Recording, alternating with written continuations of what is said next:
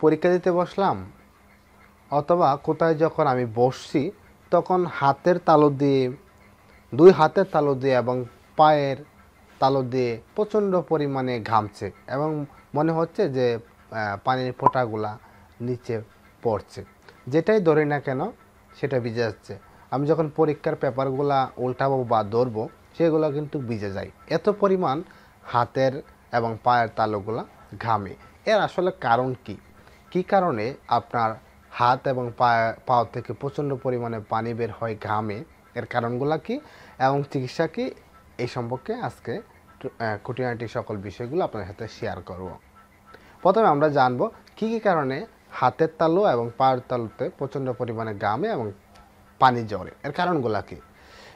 যেহেতু এটা পানি জ্বরে, আবার অনেকের দেখা যায় যে হালকা জ্বরে, অনেকের বেশিও জ্বরতে পারে, তবে এই রোগটাকে আমরা বলে থাকি হাইপোথাইরয়েডিজম।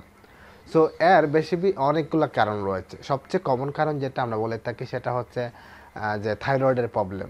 আপনার যদি থাইরয়েড লেভেলটা ইমব্যালেন্স করে, হয়তো অনেক বেশি হয়ে গেছে, হয়তো কম হয়ে গেছে।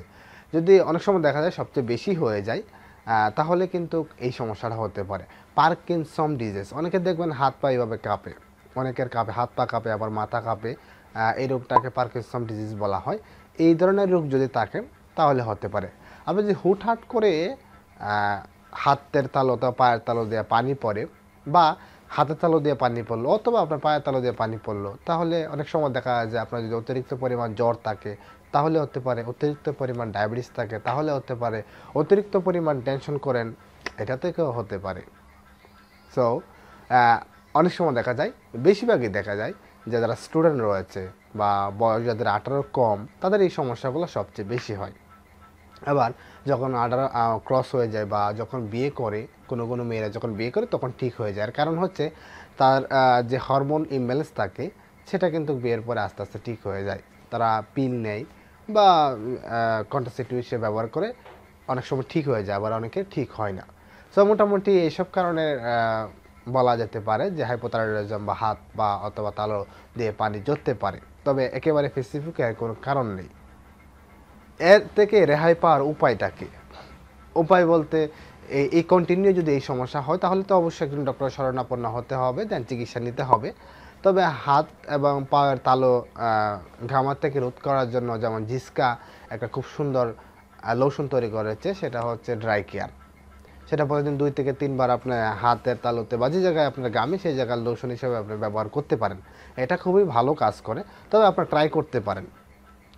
ভালো হয়ে যাবে যে 100% সেটাও বলা যায় না, কারণ এখানে কিছু পরীক্ষা নিরীক্ষা রয়েছে আসলে আপনার কোনো স্পেসিফিক কারণ রয়েছে কিনা বা সমস্যা রয়েছে কিনা, যেসব কারণে আপনার হাত এবং পায়ের তালুগুলা ঘামছে সেগুলো কিন্তু অবশ্যই আইডেন্টিফাই করতে হবে। তারপরে প্রাইমারি স্টেজে বা আপনি যদি মনে করেন যে এটা দিয়ে আমি একবার ট্রাই করতে পারি, তাহলে অবশ্যই ড্রাই কেয়ার লোশনটা আপনি ইউজ করতে পারেন।